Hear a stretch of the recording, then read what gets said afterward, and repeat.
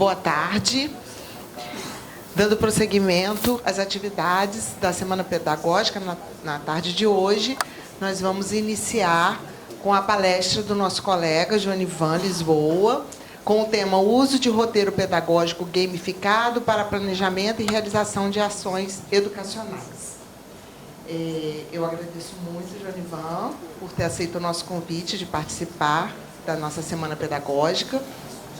E informo que todas as palestras estão sendo gravadas e vão ficar disponibilizadas no núcleo de imagens do Campus Centro. Também temos QR Codes para as confirmações de presença, basta ou por leitura do QR Code ou assinando na lista, tá? Basta uma das possibilidades para que vocês possam depois receber os certificados. Joanivan, pode vir. Fique à vontade. Obrigada mais uma vez.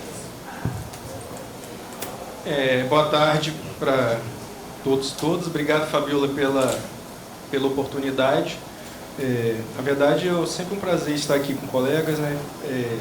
Passando um pouco do que a gente consegue obter de conhecimento e dialogar. E eu vou falar, Fabiola, eu me atrevi a apresentar essa proposta porque, como é uma semana pedagógica, a gente está adquirindo novos saberes, então é sempre importante tentar compartilhar e tentar sensibilizar pessoas para que usem determinadas ferramentas de inovação pedagógica. A gente teve aqui na segunda-feira a professora Josélia, né, que falou várias oportunidades de aplicação nas nossas salas de aula, nos nossos projetos. Então, como eu falei, eu me atrevi a apresentar uma ferramenta, um roteiro pedagógico. Eu vou contar um pouco a história dela depois. Na verdade, é uma proposta de ferramenta, ela ainda não existe. E fico muito feliz de estar aqui na nossa casa, acompanhando a evolução ali. Eu sou daquele tempo da escola técnica ainda, então nós, né, Fabiola, pequenos dinossauros aqui, mas jovens ainda com muita lenha para queimar, vamos dizer assim. Então, sem mais delongas, né, são 40 minutos, né, Fabiola? Sim. Tá bom. Tá, são 100 e poucos, estou brincando, são mais ou menos uns 40 slides, acho que dá para passar bem. Então, o roteiro da minha apresentação vai ser, basicamente, uma ferramenta que foi proposta, e eu vou apresentar um pouco de contextualização, por que aconteceu isso, um contexto teórico e também uma metodologia, uma proposta de aplicação prática e uma proposta de aplicação gamificada. Então, existem essas duas possibilidades e algumas conclusões e análises que a gente vai fazer em relação a isso. Eu estou no segundo ano cursando o nosso doutorado aqui em Ambihidro, né? Eu lembro da fala ontem da professora Camila falando que a gente deve aproveitar oportunidades que a nossa escola oferece. Então, eu terminei uma missão, essa missão se apresentou, eu comecei essa outra missão, então a gente está avançando na questão do doutorado.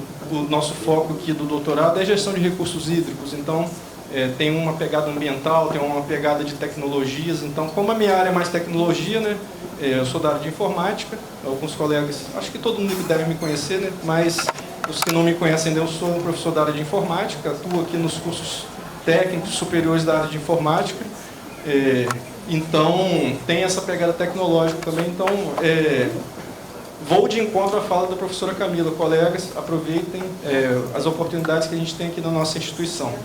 E no semestre passado do doutorado teve uma disciplina chamada Perspectivas de Ciências Ambientais do Brasil. Foi uma disciplina em rede nacional, professores de várias instituições ofereceram essa disciplina e era para a gente escolher, dentre os professores, um professor específico e um tema, e eu escolhi uma professora lá da Universidade Federal de Campina Grande, Paraíba, que trabalhou com essa ideia de blueprint. Vou explicar um pouco mais sobre isso mais à frente.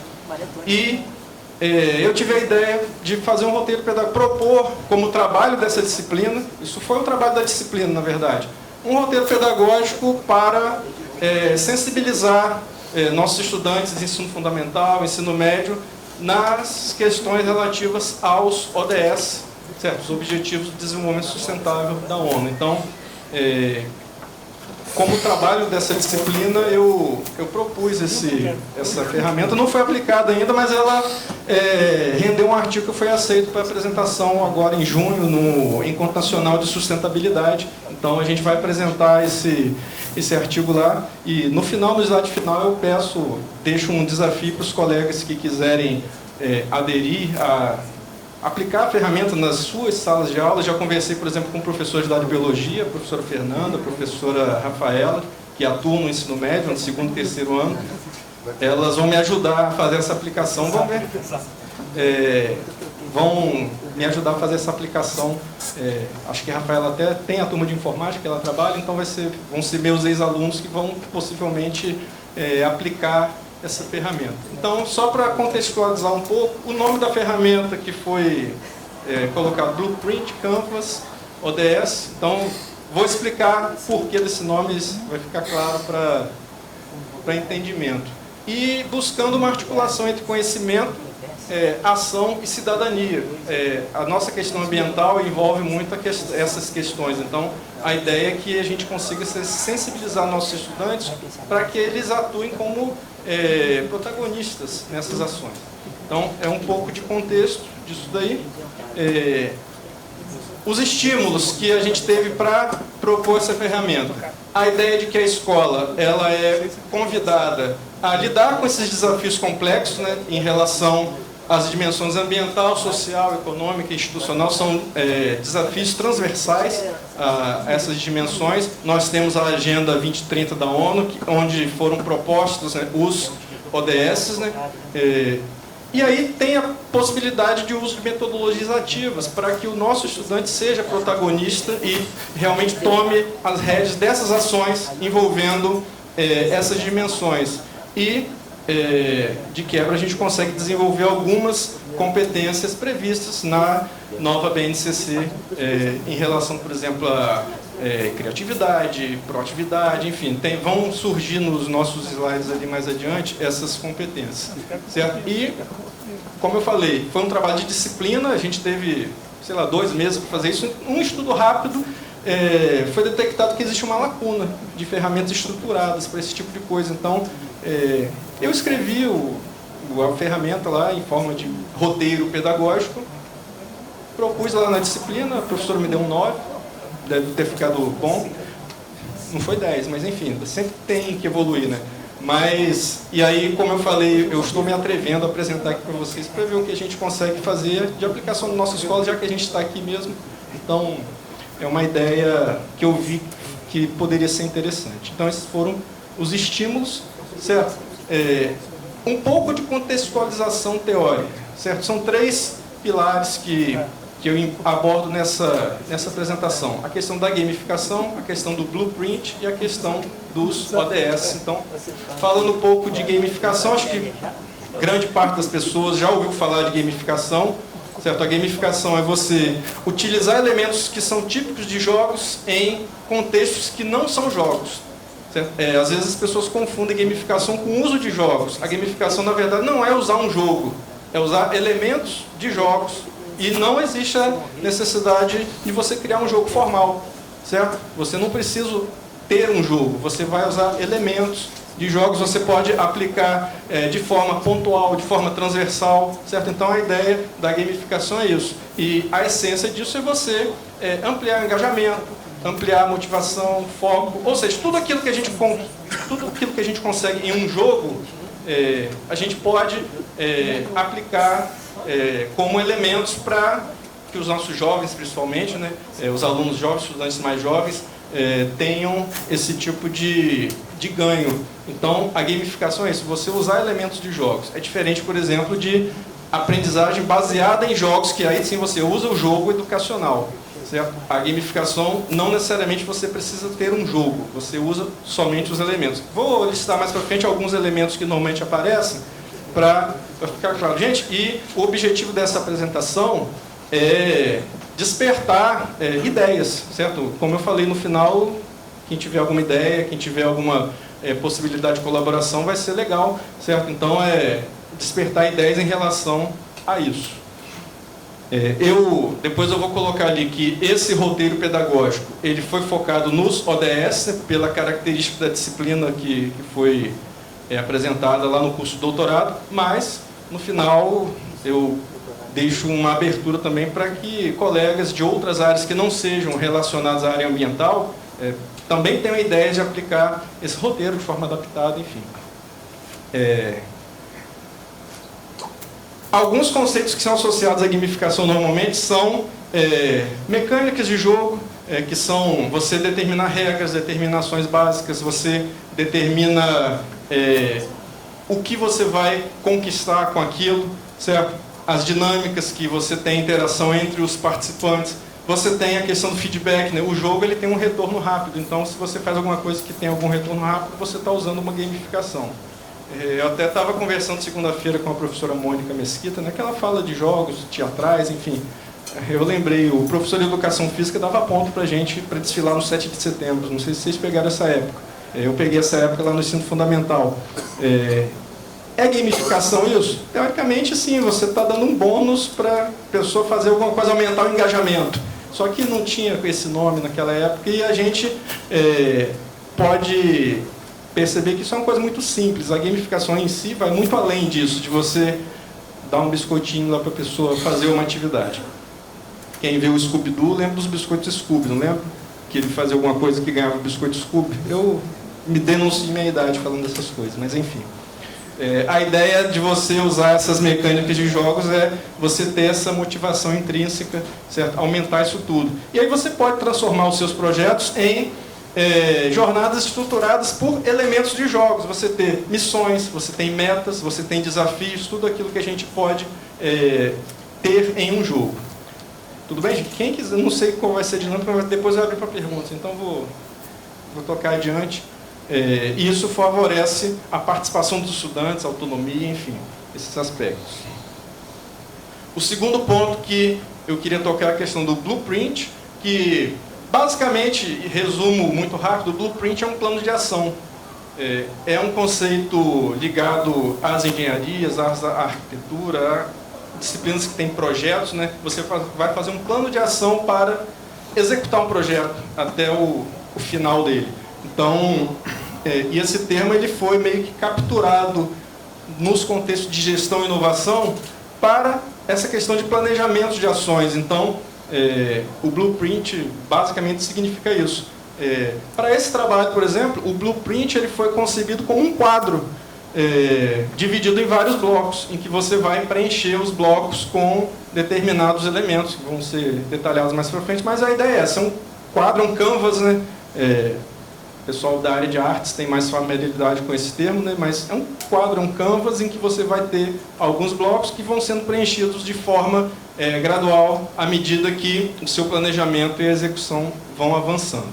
Tudo bem? E, como eu falei, o foco desse trabalho era a questão dos ODS, então eram planos ligados à questão dos ODS. Então, o blueprint, basicamente, é isso nesse contexto. É um plano de ação em que você vai... no final, você vai ter uma ferramenta visual, como eu coloquei lá no primeiro slide. A ideia é que você tenha uma ferramenta visual para que as pessoas consigam entender como um todo a ação que vai acontecer.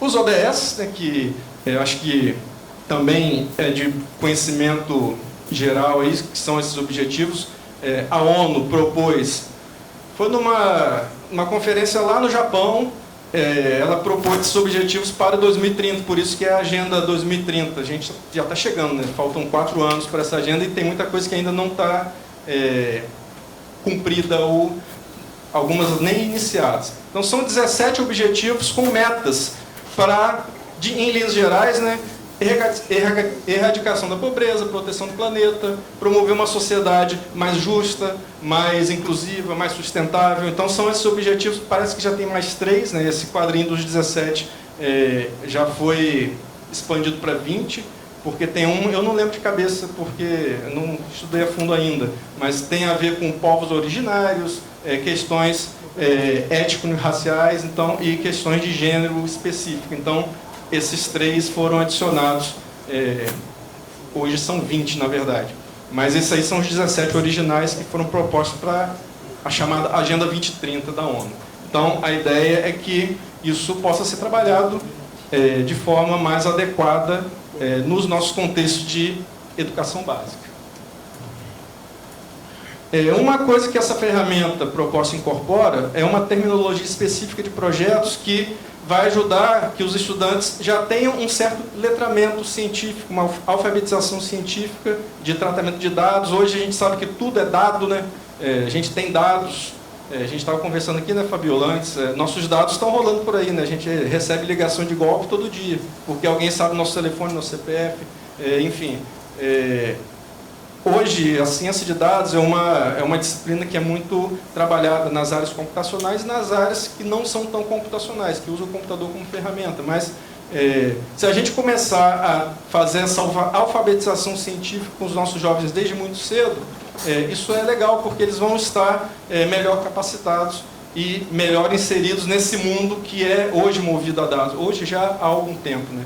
Então, tem algumas terminologias que são incorporadas, por exemplo, os chamados objetivos SMART. SMART é um acrônimo ali em inglês, né, para aquelas palavrinhas ali.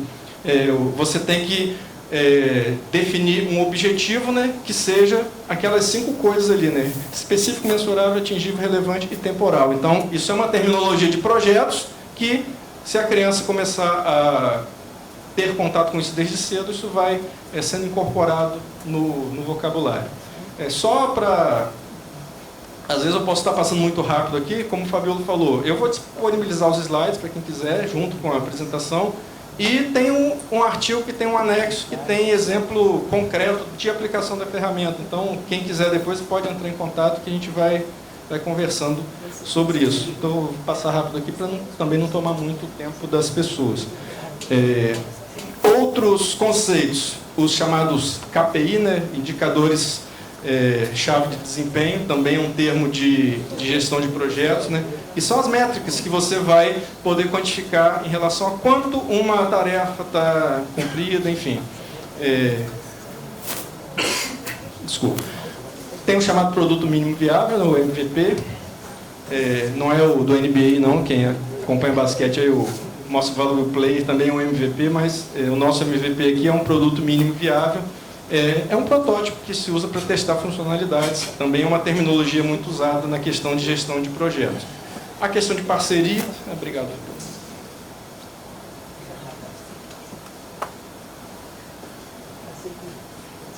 Parcerias, que são interações internas e externas, né? Metodologias ativas, né? Que é o nosso métier aqui, na questão do protagonismo estudantil. Então, são termos que... o uso dessa ferramenta pode começar a introduzir na cabeça dos nossos estudantes, desde lá das séries finais do ensino fundamental, ensino médio, para que ele já tenha consciência dessas terminologias e quando eles forem exigidos no futuro próximo, como profissionais ou como cidadãos, eles já terem essa terminologia incorporada. Passando um pouco agora para a estrutura da ferramenta, como eu falei, é um canvas, é um quadro composto por 9 blocos. Em linhas gerais ali, os blocos estão listados, certo? Então eu vou passar rapidamente, são 2 slides que mostram essa estrutura de blocos. E os blocos, eles são graduais, tá, gente? Depois tem um passo a passo de como isso vai acontecendo. Você tem um bloco em que você tem o problema, você vai definir o problema ou o contexto. E o que você coloca? Uma descrição sucinta e a comprovação dessa existência do problema. Vamos supor, está vazando água na torneira do banheiro do bloco A, exemplo. Isso é um problema. Tem evidência? Aí alguém vai lá e faz um relato, entrevista uma pessoa, bota uma foto. Então, tem que ter, não pode ser fake news, tem que ser evidência concreta. Então, esse bloco do problema é isso, é você... descrição sucinta e comprovação da existência daquele problema. Segundo bloco, a qual ODS, qual objetivo SMART esse problema está relacionado. Então, você vai ter que colocar isso, certo? Esse vazamento da torneira, vamos supor, em 3 dias a gente tem que consertar esse vazamento. Isso é um objetivo SMART? Mensurável? Temporal? É possível? Enfim. Tem que aparecer nesse segundo quadro. O terceiro quadro é o público impactado. Quem vai ser impactado com essa solução?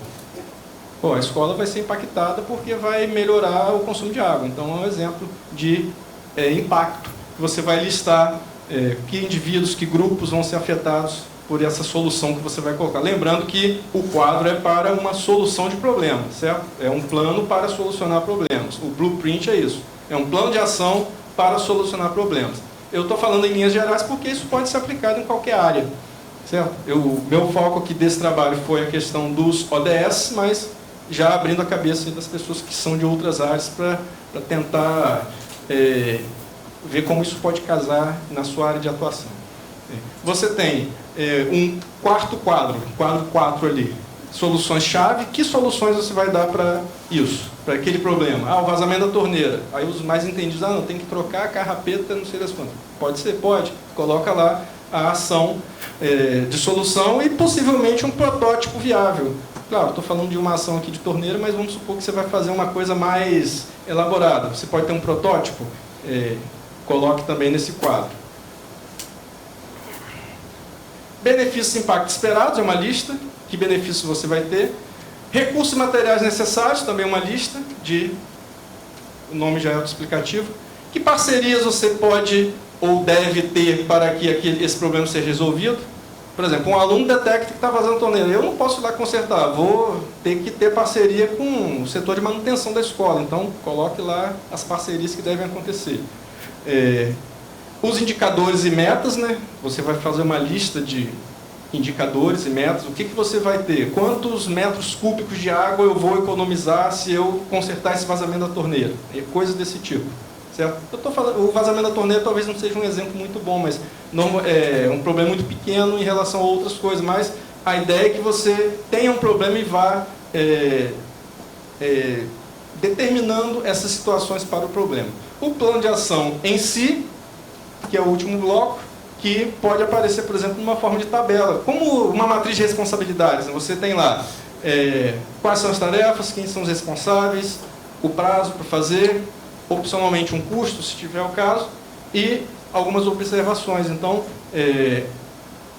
gente, se esse quadro estiver completo, você tem em mãos um chamado blueprint, que é o plano de ação para resolver aquele problema que você identificou. Não sei se eu fui claro em relação a isso. Eu vou ler algo nesse tipo aqui, ó. Um quadro que pode ser, por exemplo, vamos supor que você leve isso para a sua sala de aula. Você pode fazer numa cartolina, você pode fazer num papel grande, um A3, porque a ideia é que isso seja trabalhado em grupos, certo?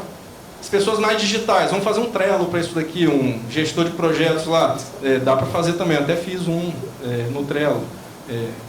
Eu coloco lá no final como perspectivas futuras, a gente desenvolver soluções digitais, soluções híbridas, certo? A ideia é que a gente consiga aplicar isso em sala de aula, então, com materiais acessíveis, a ideia é que você tenha esse quadro, então, e como falei, uma ferramenta visual. Ali, você vai ter, por exemplo, naquele quadro, pode anotar, pode botar post-it, você pode fazer um quadro grandão assim, vamos fazer um post-it, aí a pessoa anota, bota lá. Enfim, a ideia a síntese dessa ferramenta é isso, é um quadro em que você vai ter esses 9 blocos. Esses 9 blocos, gente, eles são usados em canvas de gestão de projetos, né? Normalmente, não foi à toa que surgiram esses 9 blocos. Tenho vários canvas de gestão de projetos que utilizam essa sequência. Como eu falei, meu trabalho na disciplina foi trazer isso para um contexto muito específico de educação ambiental usando os ODS. Certo? Então, essa estrutura ela conduz o estudante para um ciclo completo de resolução de problemas, né? Desde a parte de detecção das evidências do problema até o plano de ação efetivo. Então, um ciclo completo para você resolver problemas, organiza o pensamento, né, de forma clara, e outras coisas. Esse número de blocos que foi colocado, ele é suficiente para contemplar as dimensões ambiental, social e econômica da sustentabilidade. Você ativa determinadas competências da BNCC. A parte visual é interessante, você obtém um mapa visual. E normalmente os blocos eles possuem perguntas que vão guiar o preenchimento. Depois eu vou mostrar aqui que o professor ele tem um papel fundamental de mediador crítico nessa história toda. Está aqui já no próximo slide, né? Quando o professor vai aplicar isso, ele vai ser um facilitador, já que o protagonismo vai ser dos estudantes, o professor ele vai atuar como um mediador crítico. Ele vai, por exemplo, explicar conceitos, vai ajudar os grupos a formular os problemas, dependendo do nível do estudante, eles podem ter alguma dificuldade. Certo? Eu lembro que a palestra da professora Josélia, segunda-feira, né, a gente tem perfis diferentes de estudantes. Pode ser que o estudante seja mais tímido ou o outro mais expansivo. Então, a ideia também é o professor trabalhar nessa mediação. O professor ele pode orientar para que os grupos, por exemplo, como se diz, não viajem muito nos objetivos. Os objetivos têm que ser SMART. O estudante fala, não, eu quero acabar com a guerra no Oriente Médio. Não, não vai. Tem que ser um objetivo que atenda aqueles SMART lá. Então, isso também é papel do professor. Normalmente, ele pode, quando se aplica a atividade, ele pode ir circulando, pode ir tirando dúvidas, pode ir ouvindo para que seja feita essa mediação crítica. Certo? O professor vai orientar, por exemplo, na escolha de indicadores que são mensuráveis. Certo? Eu posso medir determinada coisa? Sim ou não? Às vezes um grupo lá de estudante delirou lá, não, o professor diz, ó, não dá para fazer isso. Então a ideia dessa mediação crítica mesmo. Certo? Como a ideia é aplicar isso em curto prazo, né? Porque eu imagino que isso gaste algumas aulas somente de uma disciplina, sei lá, de biologia do segundo ano ou do terceiro ano. Não dá para passar o ano inteiro nisso. Então, isso seria inserido num determinado espaço de tempo. Então, tem que ter um prazo, tem que ser viável a execução desse plano, ou pelo menos a confecção do plano dentro desse prazo. Certo? E a ideia do professor mediador também é promover as discussões entre os grupos, né? Vai ficar mais claro quando eu passar um slide ali de realmente aplicação real da coisa. Em resumo, gente, a função do professor é tornar viável essa aplicação dessa ferramenta, supervisionando a construção do conhecimento pelos estudantes, ou seja, deixar o estudante realmente como protagonista e o professor mais como um supervisor, um mediador no processo. Eu trago aqui um caso prático teórico, né, porque eu não apliquei nessa ferramenta, mas é como aplicar a ferramenta num caso prático envolvendo a educação ambiental com foco em ODS. Na aplicação dessa ferramenta, a gente consegue desenvolver a capacidade de identificar e formular problemas na esfera local, certo? Você consegue relacionar esses problemas com os ODS, planejar soluções de forma estruturada, com a ferramenta visual, como eu falei, trabalhar com indicadores e metas, na questão da alfabetização científica e de dados, né, já para os nossos estudantes terem essa noção. Exercitar trabalho em grupo, comunicação, responsabilidade, coisas que são competências previstas na BNCC. E estimular o protagonismo estudantil, ou seja, ele vai se construir, ele vai ser o construtor do próprio conhecimento e, possivelmente, ver esse conhecimento transformando concretamente o ambiente onde ele está inserido. Eu lembro da lei dos institutos federais, né? Nós temos essa missão de transformar o nosso ambiente. A ideia de público-alvo para essa ferramenta, o ensino fundamental 2, né, especialmente os últimos anos, 8º e 9º, e o ensino médio em disciplinas como envolvidas a parte de ciências da natureza, né? Ciência, biologia, geografia, sociologia, que tem a ver com aspectos mais relacionais, né, de sociedade. Algumas escolas trabalham com projeto de vida, né, que pode ser um negócio interessante também, e projetos transversais, interdisciplinares. Você pode ter, para essa ferramenta, embora seja alguma coisa da área ambiental, o professor de biologia, com sociologia, com geografia, pode trabalhar alguma coisa mais integrada. Então, por isso que eu me atrevi a mostrar isso daqui, para tentar iluminar algumas situações. Se a gente for fazer um canvas de papel, por exemplo, físico, materiais que a gente pode utilizar, cópias impressas do canvas, uma cartolina, um papel A3, enfim, coisas que você vai poder anotar, canetas coloridas, post-it colorido, régua, se tiver um quadro, uma TV, um projetor para você projetar alguns resultados, certo? Se a escola permitir o uso de celular, vai permitindo, para uso didático, pedagógico, você usar para produzir vídeo, produzir foto, consultar alguma coisa. Então, a ideia desses materiais... a ideia, gente, vamos supor, fugindo aqui do nosso horizonte, que a gente sabe que vive numa bolha, né? Se você vai aplicar isso numa escola que não é igual a nossa, vão existir dificuldades. Então, a gente tem que ser ciente disso. Então, a gente tem que pensar em materiais que são de baixo custo, de fácil acesso. Então, a ideia é que e que o professor consiga trabalhar em sala de aula sem muito esforço. Você tem uma cartolina, você ter caneta, acho que é fácil de arrumar. Então, a ideia é que você transforme essa ferramenta em uma coisa física, palpável mesmo.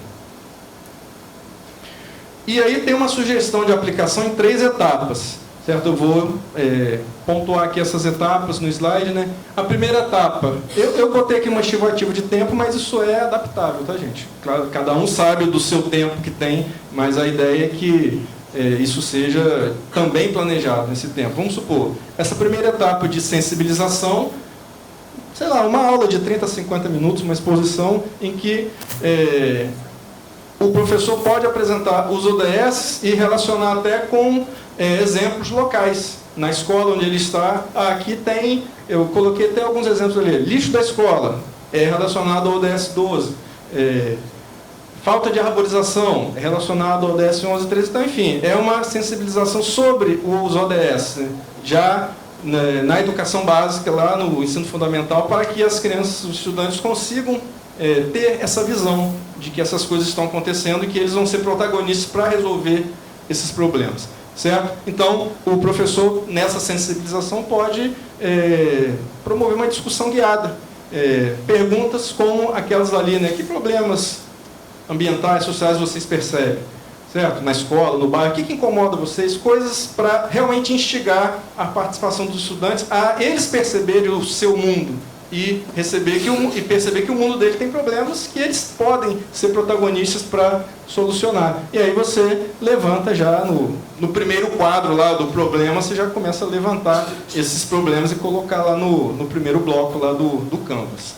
Certo? E depois cada grupo pode, por exemplo, escolher um tema, um problema desse para trabalhar, para levar até o final, até o bloco 9 lá do Canvas. A segunda etapa, e aí coloquei ali, estimar o tempo de acordo com o andamento, né? Vão levar algumas aulas, supondo que a gente tem aquele encontro semanal do nosso estudante, que ele sempre esquece o que ele viu na semana passada, a gente tem que medir bem o tempo, né? Preenchimento progressivo do Canvas em sala de aula, certo? Na ordem, você preenche os 9 blocos de acordo com a ordem especificada, né? Problema, os ODS, qual o público, certo? E aí eu vou passar rapidamente porque, na verdade, pontuando o preenchimento de cada bloco para que, imaginando que a turma vai ter essa interação na sala de aula em grupo, certo? Você vai evoluindo. Então, preenche os 4 blocos, os 9 blocos, certo? De acordo com o que tem que ter em cada um. Eu previ, quando eu coloquei ela no artigo, eu coloquei ela 2 aulas, mas pode ser 2, 3, enfim. Vai depender do tempo que o professor tem para isso. O importante é que o Canvas vai ficar documentado, né? Vai ser uma coisa física que ele vai poder guardar e continuar semana que vem, enfim. Na terceira etapa, vai acontecer uma socialização desses planos.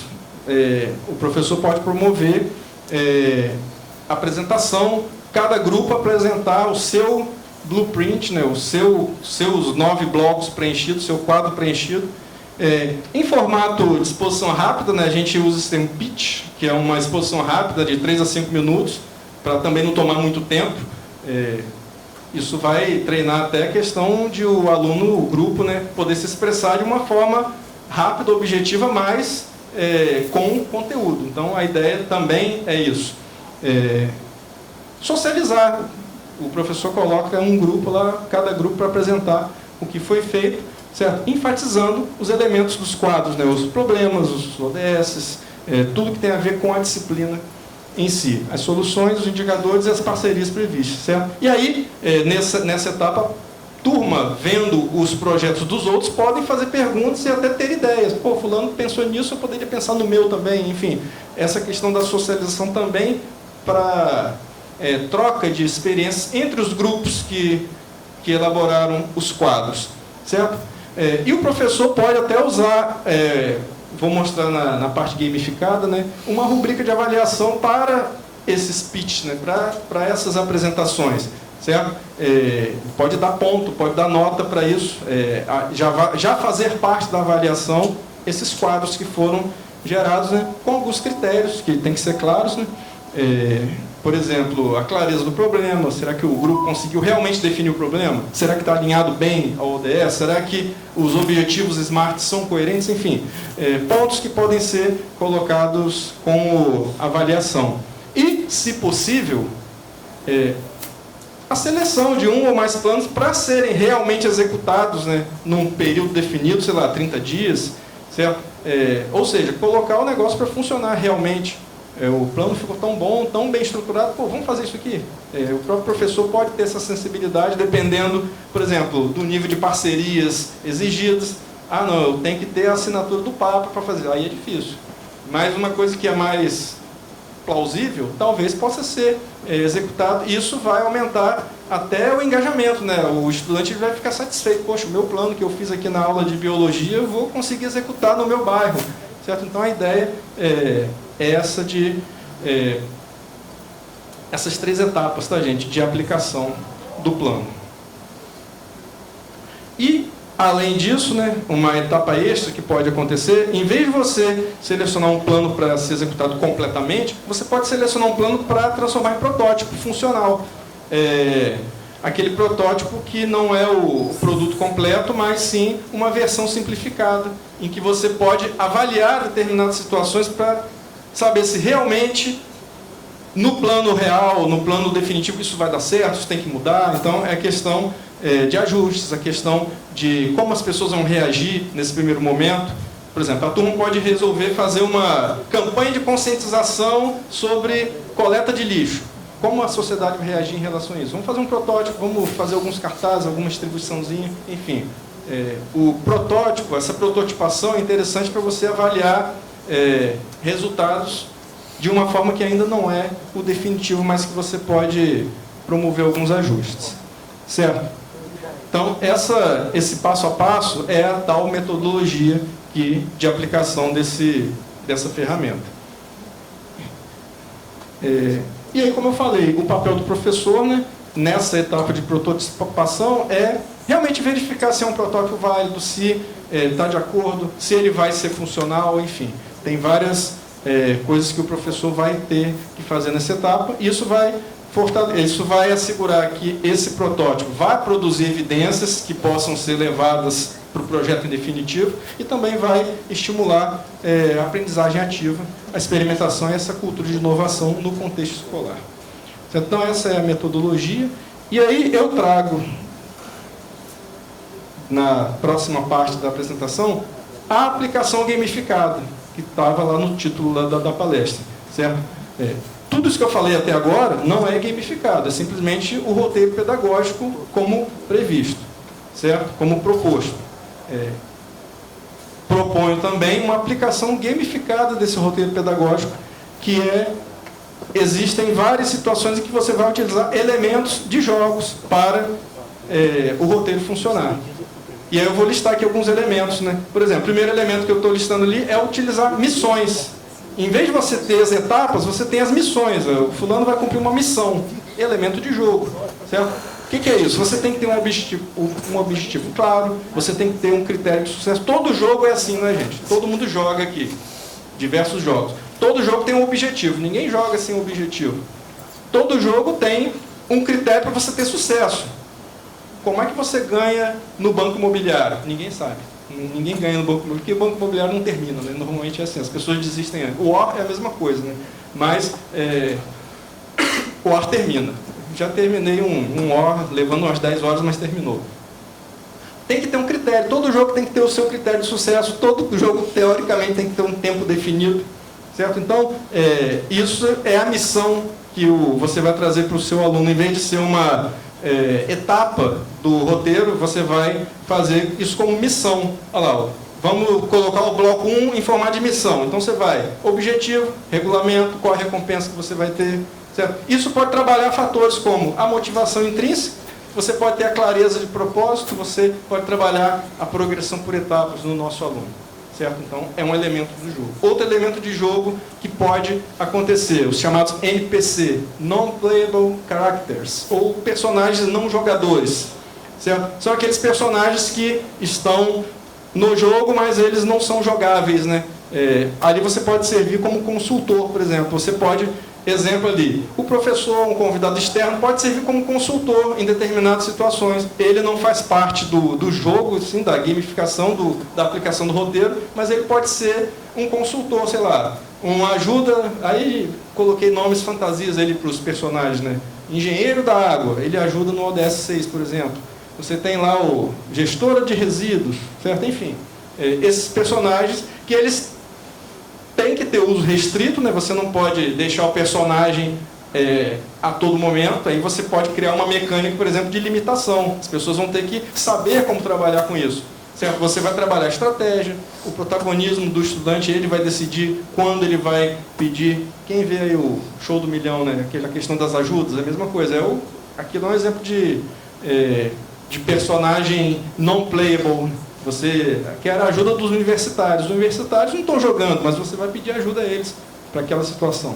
Seria uma coisa desse tipo. E você vai trabalhar também responsabilidade na tomada de decisão. Se você usar isso de forma indevida, você vai perder, você não vai poder usar mais. Então você trabalha isso também com os estudantes usando esse elemento chamado NPC.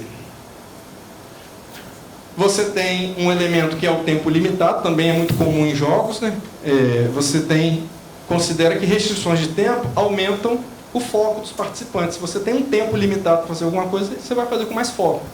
Certo? Então, coisas ali que podem ser aplicadas na sua aplicação do roteiro. Né? E você vai trabalhar, por exemplo, a ação dinâmica, você vai fazer o grupo trabalhar com foco, você vai trabalhar o engajamento, você vai trabalhar a tomada de decisão rápida. Certo? Então, se você usa essa mecânica na aplicação do roteiro, você pode trabalhar esse tipo de coisa. Você pode ter, por exemplo, como elemento, um sistema de pontos de impacto. A cada vez que você cumpre um bloco no Canvas, você gera pontos. Problema bem definido, mais 2 pontos para a equipe. Então, você cria um sistema de pontos mesmo. Gente, essas criações que eu estou ilustrando ali são sugestões, isso vai ficar a critério dos docentes envolvidos, da equipe envolvida, docente, pedagogo, quem estiver envolvido com isso. Dá um trabalhinho, pode ser, as pessoas pensam logo, dá um trabalhinho pensar nisso tudo, mas é só uma estrutura de regras, de mecanismos, que isso pode ser, uma vez bem definido, e é como eu falei, no anexo do artigo eu até trago sugestão, eu tenho uma lista lá de sugestões, dá para fazer isso tranquilamente. Isso vai ser reproduzível a cada período. Certo? Então você cria um sistema de pontos, esses pontos podem ser registrados num marcador físico, num placar, num quadro. Você pode ter uma ficha para cada equipe, né, dos impactos, dos pontos que ela está conseguindo. Se você quiser aumentar a competitividade, você bota um quadro para cada equipe, aí todo mundo vai ver o do outro. Ih, fulano está na minha frente, então vamos tentar melhorar isso daqui. Então, é a questão em que você vai trabalhar, por exemplo, feedback imediato. Você teve uma ação e já recebeu um resultado, um ponto por aquilo dali. A motivação extrínseca e intrínseca, né? Você está vendo outro grupo crescer e você quer crescer também. Então pode ajudar na motivação. E a sensação de progresso. Você está completando o quadro e estou ganhando pontos por isso? Beleza, estou progredindo. Então isso pode despertar no estudante também essa sensação. Eu estou listando ali sempre os pontos em que essas mecânicas trabalham relacionadas às competências da BNCC, que a gente espera para os nossos estudantes. Você pode ter cartas de ação, é um aditivo, né, chamado um power-up. Durante o preenchimento, você recebe cartas de ação que podem interferir na dinâmica do jogo. Banco Imobiliário, você tem lá carta de sorte ou revés. Isso interfere na dinâmica do jogo, certo? Você cai numa casinha lá do tabuleiro em que interfere na dinâmica. Então, essas cartas também criadas a critério dos professores, de acordo com o objetivo de cada de cada experiência. Aí, exemplos de cartas ali, ó. Carta de dados extras. Você ganhou essa carta? Você pode pedir mais dados ao professor. Então, essa questão de você ter esses aditivos, né, vamos dizer assim. Como é que distribui essas cartas? Você pode, por bônus, por exemplo, né, seu grupo foi bem, vou te dar uma carta aqui. Sorteio, vamos sortear uma carta de power-up, enfim. Dá para trabalhar, por exemplo, imprevisibilidade. A situação é imprevisível, né, o estudante vai ter que lidar com isso. O engajamento aumentado, colaboração entre os grupos, enfim. Dá para trabalhar isso com essas cartas. Rolagem de dado para tomada de decisão. Às vezes você pode chegar num ponto lá da aplicação da ferramenta em que vamos decidir uma coisa aqui na sorte, no dado. Certo? Você cria uma leve camada de aleatoriedade. Certo? Às vezes você, quero definir a ordem, coisa simples. Vamos definir a ordem da apresentação dos pitches, né, das soluções. Vamos rolar um dado aqui e ver quem vai primeiro. Certo? Você pode desbloquear bônus, vamos supor, você tirou 5, 6 no dado, você ganhou um bônus lá, enfim. É uma coisa aleatória que vai depender dos dados, né? Isso vai trabalhar, por exemplo, a questão da diversão. As pessoas vão se divertir tentando a sorte ali nos dados. Você vai trabalhar que as pessoas vão aceitar incertezas, você vai trabalhar a atividade mais fluida, enfim.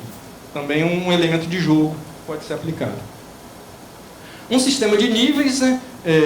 Basicamente, você pode definir que a cada bloco cumprido ou conjunto de blocos você vai subir de nível no jogo. Aí você pode ter, por exemplo, definir níveis ali, né? Exploradores, construtores, tudo sugestão, tá, gente? Mas você tem uma escadinha em que você vai, à medida que vai cumprindo tarefas, você vai subindo o nível, certo?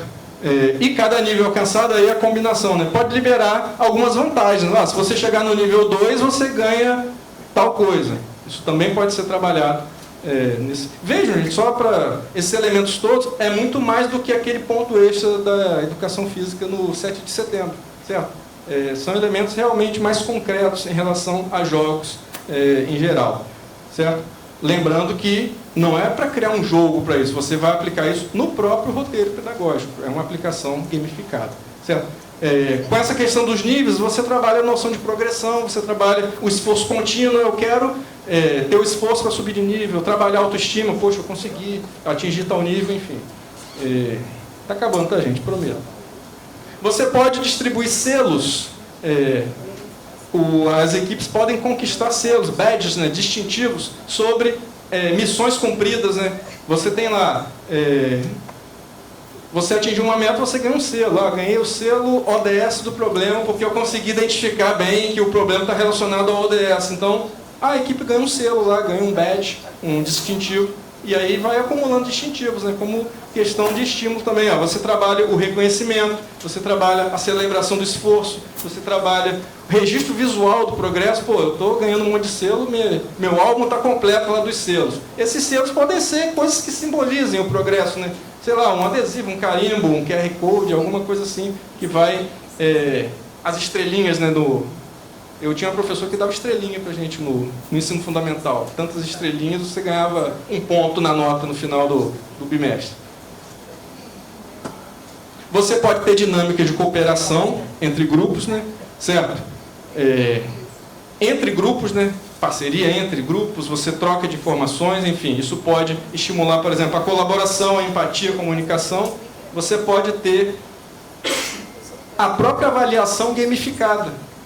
O pitch que vai ser apresentado, né, o professor pode criar uma rubrica de avaliação com critérios gamificados, né? Ele vai dar pontos pela avaliação em níveis, por exemplo. Você define objetivos e dá uma pontuação em relação a isso, certo? E essa avaliação pode incluir premiações simbólicas, como se fossem distintivos da avaliação, né? Um prêmiozinho, prêmio ODS 2030, prêmio melhor solução. Então, você estimula isso, o espírito de competição saudável entre os grupos, né? Você estimula a comunicação, a capacidade de síntese. Então, o aluno vai saber, poxa, se eu fizer o melhor MVP, eu vou ganhar um prêmio. Então, ele está sendo estimulado a fazer o melhor. O ranking cooperativo, é um ranking que não tem derrotados. Você faz uma classificação, mas não diz um ganhou, os outros perderam. Não, todo mundo pode ganhar, certo? Não é uma coisa que você vai execrar quem não conseguiu determinadas coisas. Você pode bolar um critério, por exemplo, vamos supor se a sala inteira vai ganhar se todo mundo chegar num determinado nível. Então, você pode estimular isso também. Você estimula a cultura da colaboração, aprendizagem social, pertencimento. Não é porque a pessoa não ficou em primeiro que ela não tem o seu valor, certo? E uma missão extra, como eu já tinha falado lá, né, implementar um protótipo real, um MVP, para que você teste determinadas soluções, não de maneira definitiva, mas um teste inicial para que isso possa ser implementado realmente no futuro. Já estou na parte de reflexões, e conclusões, né? A gente conseguiu pensar, claro, a gente não aplicou, como eu falei, né? Quero aplicar, mas o potencial formativo dessa ferramenta envolve o pensamento crítico e sistêmico, né? Porque eles vão ter participação e noção de um sistema, de um todo composto por vários elementos, certo? Problemas locais, metas globais, certo? Como é que causas e consequências dos impactos ambientais funcionam na sociedade, certo? Alfabetização científica e de dados, né? Como eu falei, a gente vive numa sociedade da informação, então é importante que os estudantes entrem em contato com isso desde cedo. Protagonismo e cidadania, certo? Eles assumem o papel ativo na resolução dos problemas da comunidade, da escola, do bairro, da cidade, por que não? Vão impactar o seu próprio espaço de convivência, esses planos que eles vão elaborar, certo? A construção é colaborativa, então também você tem um trabalho colaborativo com potencial formativo. Eu estou trazendo isso nesse exemplo com foco no ODS, tá, gente? Como eu falei, foi o foco aqui do artigo que a gente fez, certo? E integração curricular, você pode ter várias disciplinas integradas na aplicação dessa ferramenta. O foco do ODS já permite uma integração muito grande, um leque de disciplinas. Se isso expandir para outras áreas, com certeza também isso pode acontecer, né? Pode gerar projetos transversais, debates, enfim. Algumas limitações, né, desafios que têm que ser listados, né, que não invalidam totalmente a aplicação da ferramenta, mas tem que ter consciência disso. Por exemplo, a própria complexidade dos conceitos sobre ODS é uma coisa. Talvez o estudante de idade muito pequena não alcance muito isso. Talvez o nosso estudante de ensino médio já tenha uma compreensão melhor. Então, existe uma complexidade e vai demandar mediação qualificada. O professor ele tem que estar preparado para essa mediação, às vezes para tirar dúvidas, para explicar conceitos mais complexos, certo? Restrições de tempo e carga horária, né, que toda escola tem. Você tem um currículo extenso e você tem essas restrições. Então, o professor ele vai ter que se dedicar, possivelmente, preenchendo um pouco mais da sua carga horária para uma determinada situação. Você tem limitações de infraestrutura e recursos, né? Como eu falei, você pode fazer adaptações de baixo custo, tem que usar materiais de baixo custo, acessíveis, certo? Para aplicar a ferramenta, certo? A aplicação de metodologias ativas pode exigir que você tenha um investimento em formação continuada dos professores, porque nem todo mundo vai dominar isso com suficiência para aplicar essa ferramenta, então também é uma coisa que tem que ser levada em consideração, né? Barreiras institucionais e orçamentárias. Eu quero melhorar um esgoto que está lá vazando na minha rua. Mas isso depende da companhia de água, não é uma coisa que depende só da gente. Então pode ser uma barreira, certo? A gente tem que pensar nisso também, certo? Por isso que tem a importância das parcerias, né? Você listar lá efetivamente, objetivamente, que tipo de parceiros você precisa para aplicar a ferramenta para resolver aquele problema. Certo? Você pode ter desafios relacionados a acompanhar os indicadores, nas métricas, você pode ter diversidade dos perfis de estudante, ou seja, você tem uma necessidade de uma implementação contextualizada. Isso pode ser um desafio, você tem que estudar o contexto de cada lugar onde você vai aplicar isso. Certo? gradual e flexível, mas que consiga atingir o objetivo da aprendizagem significativa alinhado à Agenda 2030. Certo? Então, são esses desafios que a gente pode enfrentar. Os 2 últimos slides, tá, gente? Síntese geral, né? É uma ferramenta de aprendizagem ativa para a educação básica, né? Vai conduzir os estudantes nessas questões de problemas reais do seu contexto. Nesse caso, relacionado ao ODS, mas expansível para qualquer contexto, certo? Vai reunir planejamento visual, roteiro pedagógico e uma dinâmica gamificada, nessa última sugestão aí, certo? A mediação ativa do professor é fundamental, certo? Ele tem que apoiar e validar as ideias, tem que ser um orientador mesmo para que as turmas não viajem muito, né, nas coisas, certo? Sejam propostas viáveis, certo? Você tem a incorporação de metodologias ativas, prototipagem, você estimula o protagonismo dos estudantes em relação a saberes científicos e a aplicação no mundo real de soluções que eles vão planejar, certo? E desenvolvimento de competências para o século XXI, né, essenciais, né, pensamento crítico, colaboração, comunicação, coisas que a gente sempre busca nos nossos estudantes, certo? E um detalhe interessante, tem potencial para mobilizar a comunidade, nesse foco específico do ODS, né? Você vai envolver associações de bairro, talvez, prefeitura, governos, escolas, enfim, para que os problemas sejam resolvidos, ações concretas relacionadas à Agenda 2030. Certo? E aí, perspectivas futuras, né? A FAPERJ está com o edital de Jovens Talentos suspenso, por conta dessa questão de o governador não querer governar. Mas quero ter 2 alunos de ensino médio que vão me ajudar nessa aplicação, né? Aqui na nossa escola, supostamente em outras escolas. Eu vou ver se eu consigo entrar no edital Mais Ciência da Prefeitura, né? Porque está aberto até 10 de maio. Fica um alerta aí para vocês, né? Para inscrever projetos de pesquisa e extensão. Dá para fazer, tem até verba, tem bolsa, enfim. Fazer avaliações de impacto e possivelmente desenvolvimento de versões digitais, híbridas, aí, sei lá, aplicativo, alguma coisa assim, para que esse Canvas, né, seja mais acessível, certo? E melhor acompanhar as iniciativas. E esse ponto eu coloquei hoje de manhã, né? Análise de adaptações e expansão para aplicações de disciplinas distintas da área ambiental, certo? Contando com a ajuda dos interessados, como eu falei, a gente pode conversar sobre isso. É isso, gente. Obrigado pela atenção. Eu estou aqui à disposição. Dúvidas, sugestões e críticas. Meu e-mail está ali, e-mail institucional. E estou aberto. Acho que deu mais ou menos.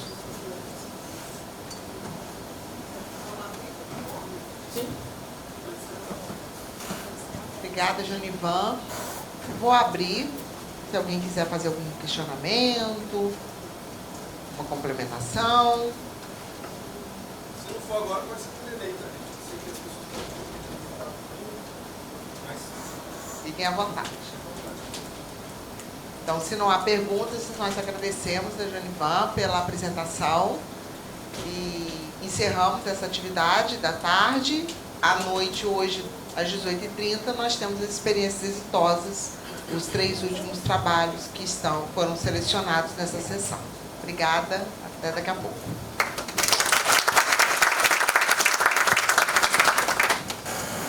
Vamos dar início, então, à programação da noite de hoje, de experiências exitosas, que foi uma sessão que foi incluída na Semana Pedagógica, visando apresentar os trabalhos que são desenvolvidos pelos projetos de pesquisa, de ensino e de extensão aqui do campus, para que a gente possa se conhecer melhor. Muitas vezes, alguns projetos tão interessantes são desenvolvidos no campus e a gente não conhece, né? Porque não são da nossa área, enfim, e no nosso dia a dia a gente perde essa oportunidade. Então, selecionamos 10 projetos, foram apresentados em 3 dias, e esse é o terceiro momento de apresentação das experiências exitosas. Nós já tivemos a apresentação da arquitetura também, que o Luciano também participou com a gente, e hoje teremos a apresentação das professoras Daniele e Mariane. Vamos iniciar, então, pela professora Daniele Couser, que vai apresentar mobilidade em rede, otimização dos deslocamentos em Campos dos Goitacazes. A dinâmica é a seguinte: 15 minutos para cada um dos apresentadores e depois, ao finalizar as 3 apresentações, a gente abre para que o público possa perguntar, enfim, interagir. Tá bom? Daniele, fique à vontade. Muito obrigada por terem aceito o nosso convite. Boa noite, obrigada pela oportunidade também de estarmos aqui compartilhando um pouco do nosso trabalho, né? Bom, o projeto, né, como ela já leu o título dele, a gente apelidou ele de Mob Hate, né? Um projeto que já tem 3 anos, mais de 3 anos que está em andamento, né? Então, ao longo dos nossos encontros, a gente acabou criando esse apelido, né? Mob Hate. Ele iniciou, então, em agosto de 2022, né? Um projeto com duração de 3 anos, e a gente conseguiu uma prorrogação de mais 1 ano, então, oficialmente, ele vai até agosto desse ano, né? Totalizando 4, né? E nós participamos de um edital da FAPESD, esse edital de 2021, propusemos esse projeto e fomos contemplados, né? Mas a motivação para o projeto, para além da oportunidade do edital, né, já vinha de algumas inquietações que nós tínhamos, né, e dos projetos que nós já vínhamos desenvolvendo, seja nos nossos projetos de iniciação científica ou nos nossos processos de doutoramento também, né.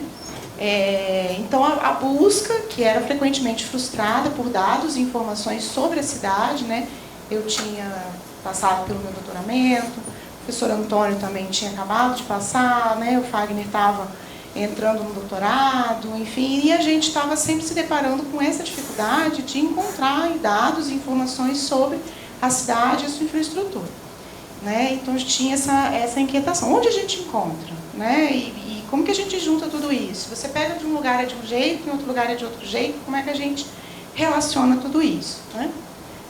O potencial esquecido do seu sistema de espaços livres, né, que eu, como dentro da arquitetura, eu tenho um foco de trabalho na área da arquitetura da paisagem, então o sistema de espaços livres é meu objeto de trabalho, né, que são os espaços externos, né, e a gente tem assim, muitos espaços na cidade com potencial não aproveitado, ao mesmo tempo que a gente tem uma grande demanda e ausência de espaços, né, de lazer, por exemplo, né, como grandes parques urbanos, enfim.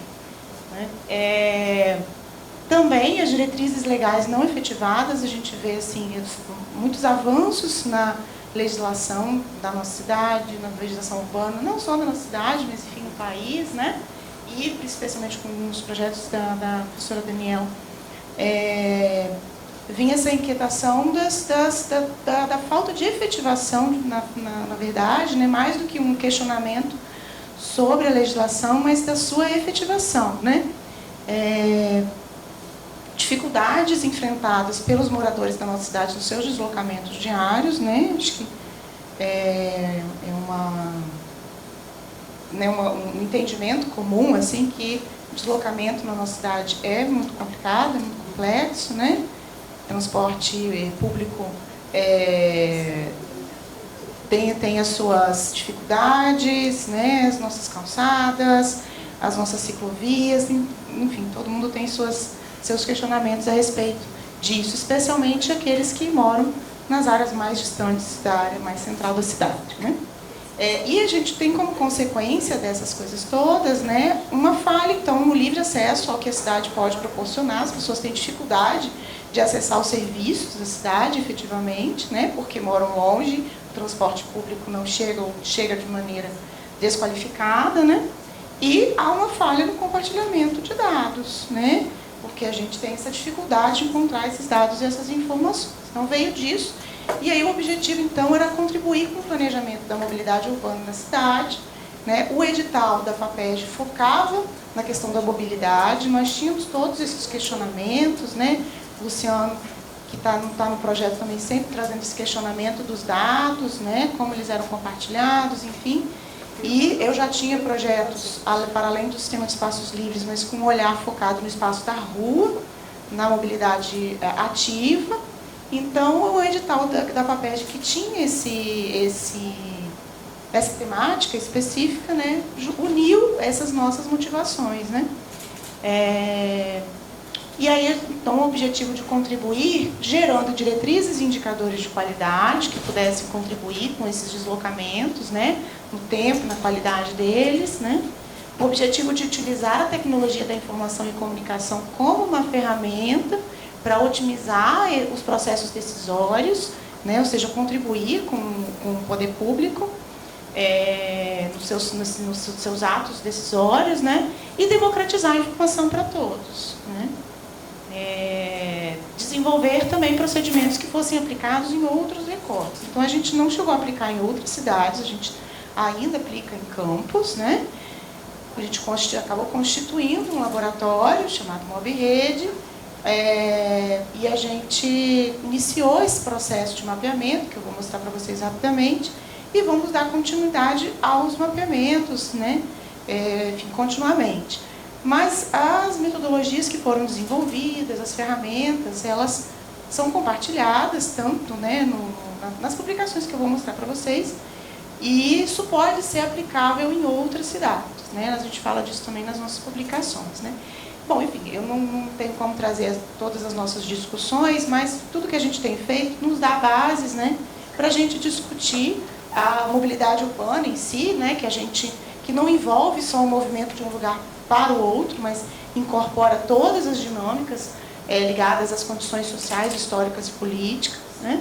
A gente vê, então, a mobilidade como uma expressão das desigualdades sociais, né, nesse sentido, e a gente pode trazer discussões sobre a forma urbana, né, os nossos estudos, levantamentos e mapeamentos são focados metodologicamente no estudo da forma urbana, nas metodologias morfológicas, de análise morfológica,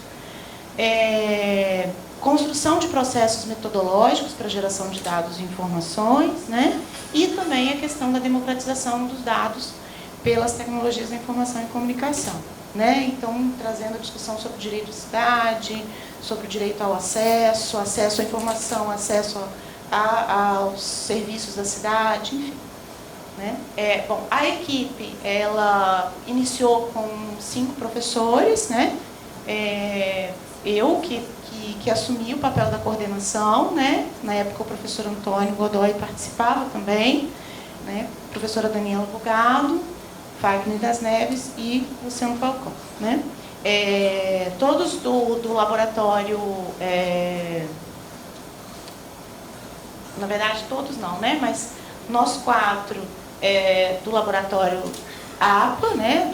Do núcleo de pesquisas APA, ateliê de pesquisas da paisagem, e mais o professor Luciano, do Labitas, né, que apresentou trabalhos ontem, hoje também está nos trabalhos que a Mariana também vai apresentar, né, que é um parceiro da gente, né, a gente já tinha vários projetos em parceria, e aí o uso da tecnologia nos aproximou fortemente nesse trabalho, né.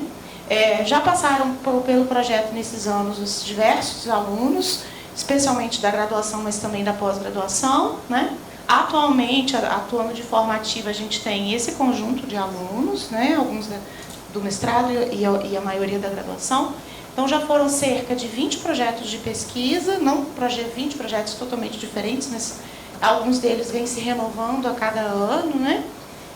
Pelo menos 6 pesquisas de mestrado e mais de 30 estudantes de graduação já passaram, então, pelas diversas etapas desse projeto. A gente tem algumas parcerias, né, como a Rede Nacional de Pesquisas Quapacel, que é o Quadro do Paisagismo no Brasil, Sistema de Espaços Livres, que é uma rede de pesquisas na área de arquitetura, focada na área da arquitetura da paisagem. Dentro do Quapacel tem um grupo de pesquisas, como o nosso núcleo daqui, né, o núcleo da UFRJ, o CELRJ, que foi coordenado pela minha professora do doutorado, que foi professora de Antônio também, e a parceria ela se fortaleceu, né? Então a gente tem trocas, estamos próximos, né, no mesmo estado.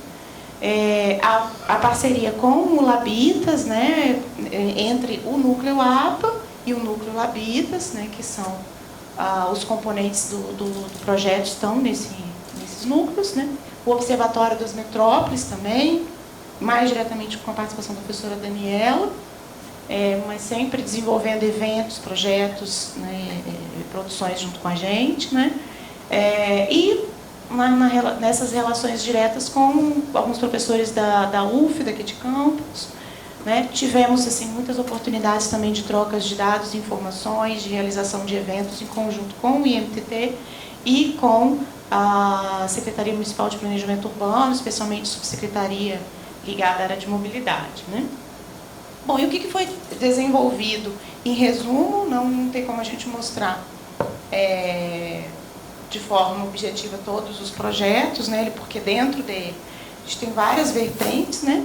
Mas foram desenvolvidos sistematização e revisão de literatura, sistematização de marcos legais, acompanhamento e atualização da legislação e das políticas públicas, especialmente as locais, elaboração de pesquisa de satisfação do transporte público coletivo, desenvolvimento de aplicativo para pesquisa origem-destino e levantamento da infraestrutura existente. Este último que se desdobra em outros, né, que é o levantamento e análise das calçadas, da malha cicloviária, dos abrigos de passageiro, do transporte, das próprias linhas do transporte público, né? E mapeamento da arborização. Quando a gente fala de mobilidade ativa, a pé ou de bicicleta, a gente tem que pensar na qualidade urbana, passa pela arborização urbana. E os mapeamentos, eles são realizados, essa aqui é o perímetro urbano da cidade, tá? Delimitada pelo nosso plano diretor atual. E a gente tem uma divisão de 12 setores, né? E a gente trabalha por setor, né? Então, as pesquisas elas vão andando, caminhando junto, né? Primeiro todas as pesquisas pesquisam o setor A, depois o setor B, algumas andam mais rápido, outras andam um pouquinho mais devagar, e assim a gente vai caminhando, né? A gente trabalha com parâmetros e indicadores de análise de qualidade, né? Então, cada pesquisa tem os seus parâmetros, cada pesquisa tem os seus indicadores, mas aqui, a título de exemplo, né? Categorias possíveis de análise: segurança, fluxos e conexões, características técnicas, usos e o entorno, características do ambiente, conforto, acessibilidade, disponibilidade de informações. A análise de calçadas vai trabalhar com algumas categorias, a análise dos pontos de ônibus vai trabalhar com outras categorias. E cada categoria dessa tem um conjunto de indicadores, né? Que no caso aqui, na pesquisa de análise sobre as calçadas, a categoria de segurança inclui 3 indicadores. E aí os estudantes analisam cada elemento, né, no caso da calçada. Cada calçada a partir de cada um desses indicadores, né? Se é bom, regular ou ruim.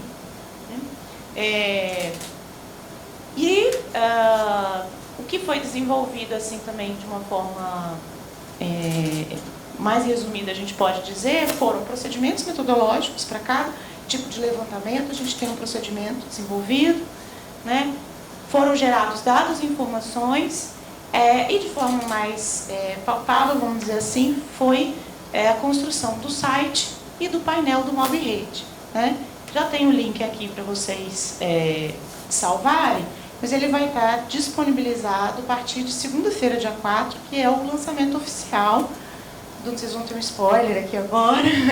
O lançamento oficial, né, do painel do MobRede, que como eu falei no início, a ideia é a democratização dos dados e informações, que é um questionamento que nos motivou, né, a dificuldade de encontrar as informações, os dados. Então, tudo que a gente está fazendo vai ser disponibilizado publicamente nesse painel, e tudo que a gente faz no laboratório vai sendo automaticamente atualizado nesse material, né? nesse local, né? Essa é uma carinha da página inicial, né? Do site. Então, você acessa o site para dentro dele acessar o painel, né? E aí, então aqui você tem o acesso direto ao painel, você tem o acesso a cada metodologia aplicada em cada levantamento, para vocês entenderem todos os indicadores, como eles foram avaliados, o que a gente considerou, né? Resultados e mapas. Então a gente também, essa parte a gente ainda vai construir, mas os mapas separadamente e outros tipos de produções a gente vai colocar aqui. Né, as produções do grupo, né, artigos, resumos, apresentações, a gente vai ter aqui disponibilizado o link ou a referência de como chegar até eles, né? A legislação pertinente, que foi utilizada em todo o trabalho, também vai estar aqui. E informações sobre o projeto, né? E o painel propriamente, né? Ele vai ter essa cara, né? Então você vai ter, aqui é uma aproximação da área central da cidade e um pedacinho da área central aqui de Guarulhos, né? Setor A e setor B, só a título de exemplo, né? O levantamento das calçadas, da mobilidade a pé, e aí vocês veem que a gente tem aqui as categorias, né? Então você pode, enfim, fazer vários filtros a respeito do que foi levantado. Então todos os outros mapas que a gente produz vão ser possíveis de serem visualizados nesse painel também, né? E para além disso, a gente teve uma produção final, né? Deixa eu pegar aqui uma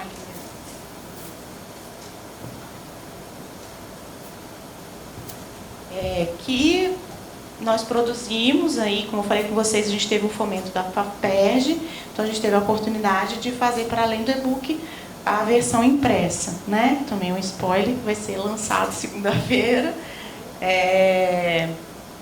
E aí a gente resumiu aqui, né? A gente compilou, na verdade, um pouco do que foi feito, né? nesse livro aqui, né? Que é o Mobilidade em Rede, né? Metodologias e tecnologias aplicadas aos deslocamentos urbanos em Campos dos Goytacazes, né? Que teve o apoio de duas orientandas minhas do mestrado na organização em si do livro, né? Mas tem a autoria dos colegas, professores, né?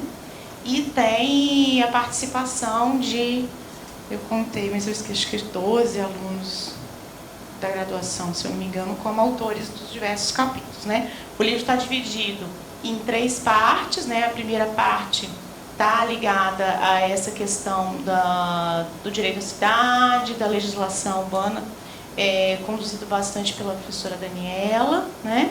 A questão da tecnologia que foi aplicada está na terceira parte, foi conduzida pelo professor Luciano. A segunda parte, que trata dos diversos tipos de mapeamentos, metodologias desenvolvidas, né? Que eu conduzo boa parte, tem a ajuda do Fagner, também tem uma outra do Luciano, né? As ilustrações do livro são do professor Fagner.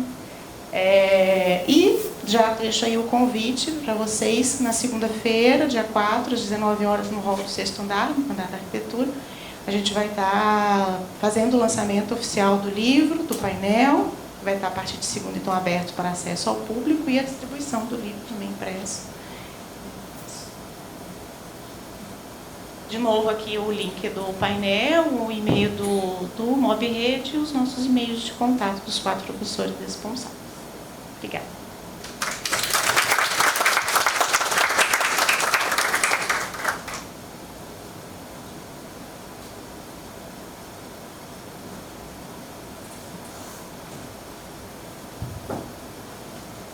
Obrigada, Daniele. Olha, muito bom, parabéns. Parabéns a todos, né, que participaram, que foi um trabalho, né, a muitas mãos, mas estão de parabéns. Aliás, a equipe de arquitetura arrasou. Vou então chamar Mariane para darmos prosseguimento. Mariane tem dois trabalhos, não é isso? Deixa eu achar aqui. A Mariane vai apresentar 2 projetos, o Reutilizar Mais e Novos Horizontes, ações de assistência técnica habitacional de interesse social, certo? Tá ótimo.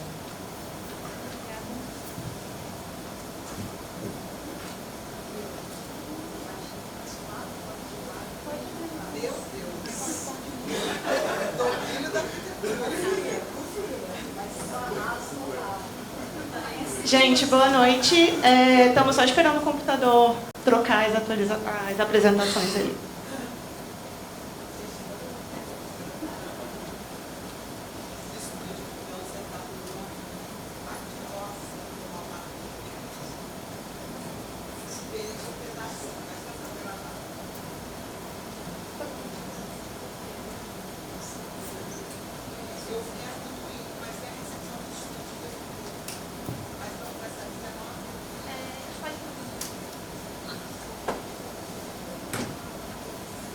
Bom, boa noite. Eu sou a professora Mariane, sou egressa do curso, fui substituta e hoje sou professora servidora. Estou fazendo esse parênteses porque o projeto que eu vou apresentar aqui, né, faz parte do Estúdio Dignifica, que apresentamos ontem junto com o professor Luciano.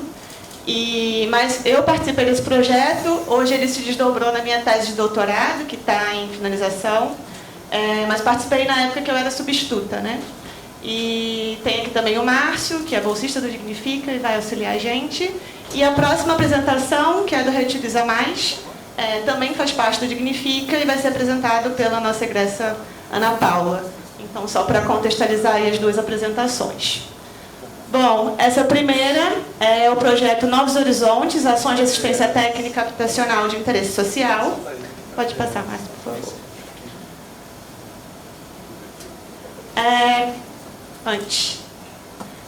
Como eu falei, é um projeto de extensão que está inserido no Estúdio Dignifica.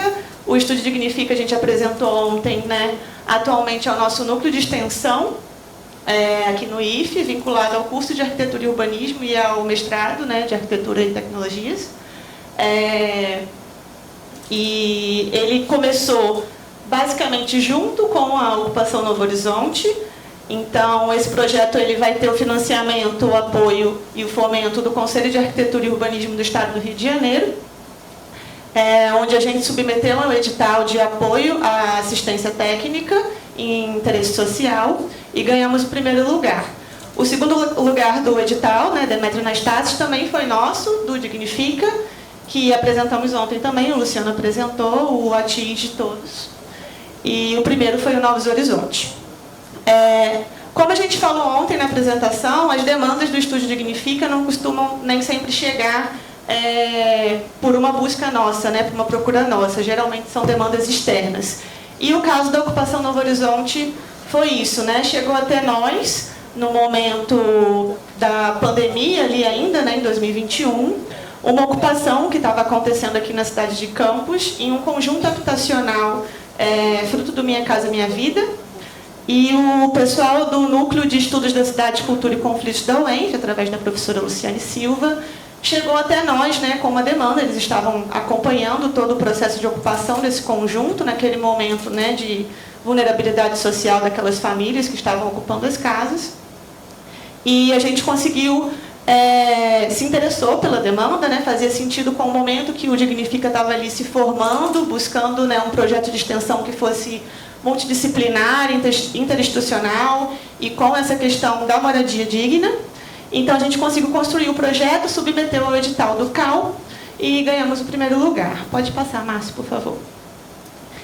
E aí, o que é a Ocupação Novo Horizonte, né? Como eu falei, é um conjunto habitacional. Ele está no distrito de Guarulhos, depois ali do aeroporto. Então, do lado de outros dois conjuntos, aqui a gente tem um zoom.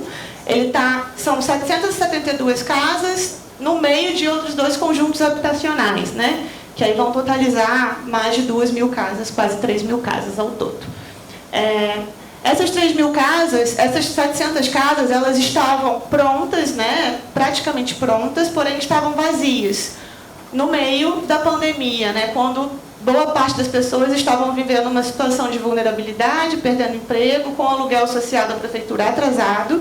E entre ali, um bairro que estava se consolidando, né, de uma forma muito rápida por conta dos conjuntos habitacionais, da construção do Morar Feliz, do Minha Casa Minha Vida.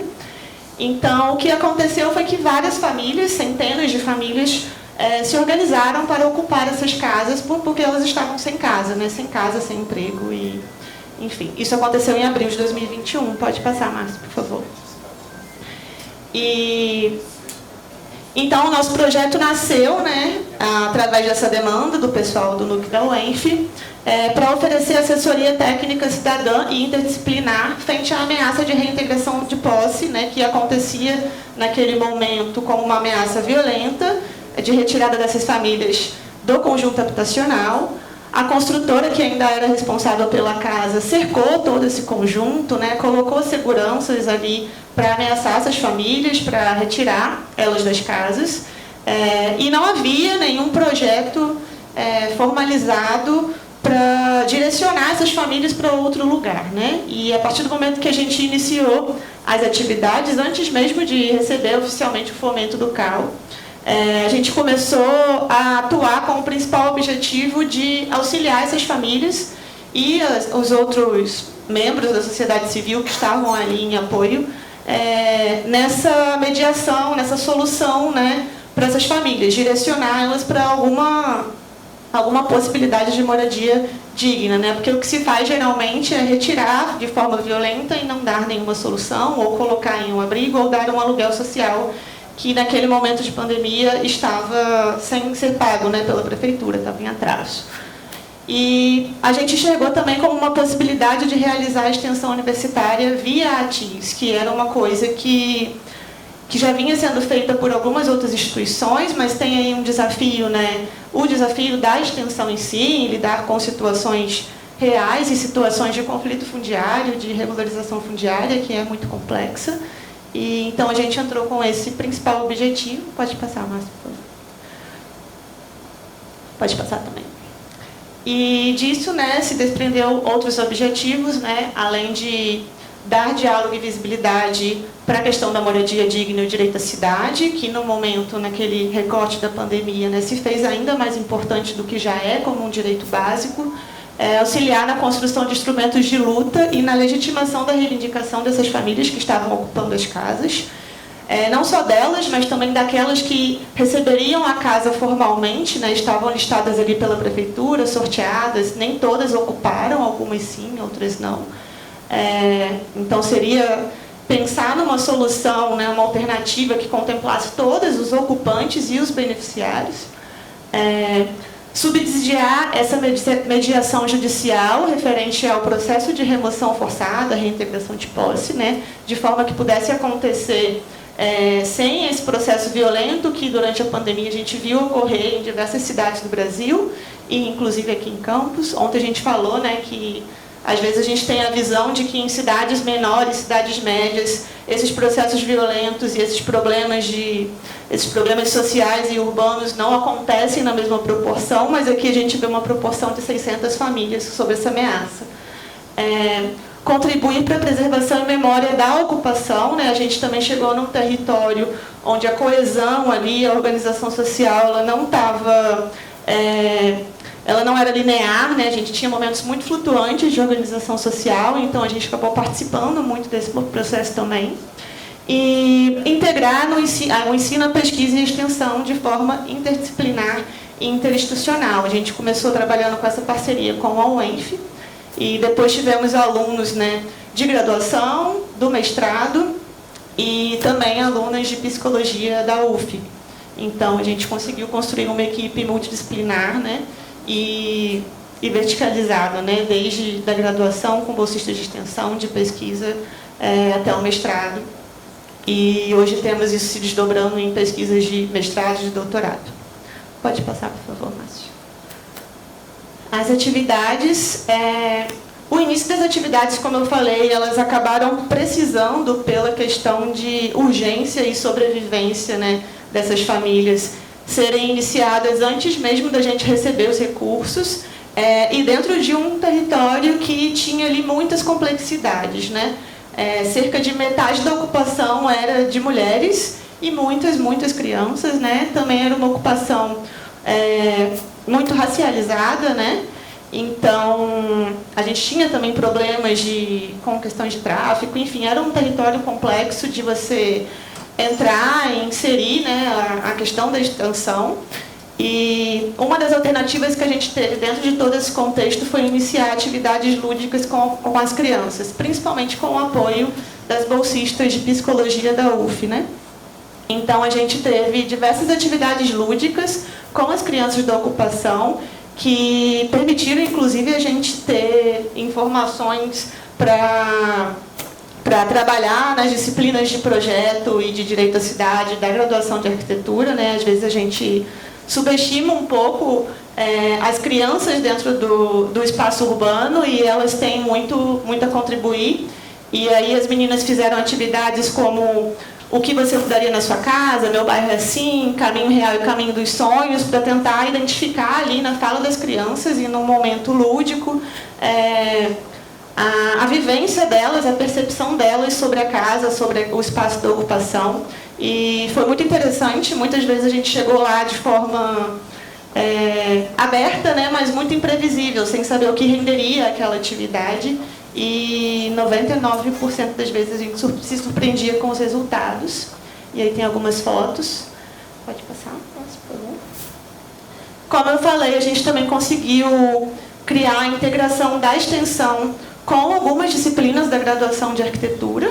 E aí 2 das disciplinas foi a de Direito à Cidade e Direitos Humanos, onde os alunos produziram cartazes informativos, né, de temas relacionados a questão urbana, a questão da moradia, ao direito à moradia digna, ao direito à cidade, a questão do que é uma casa adequada, né, que não é só uma casa, é a casa e todo o espaço onde ela está inserida, é o direito ao transporte, é o direito à mobilidade, o direito a ter uma escola, uma creche, um posto de saúde próximo.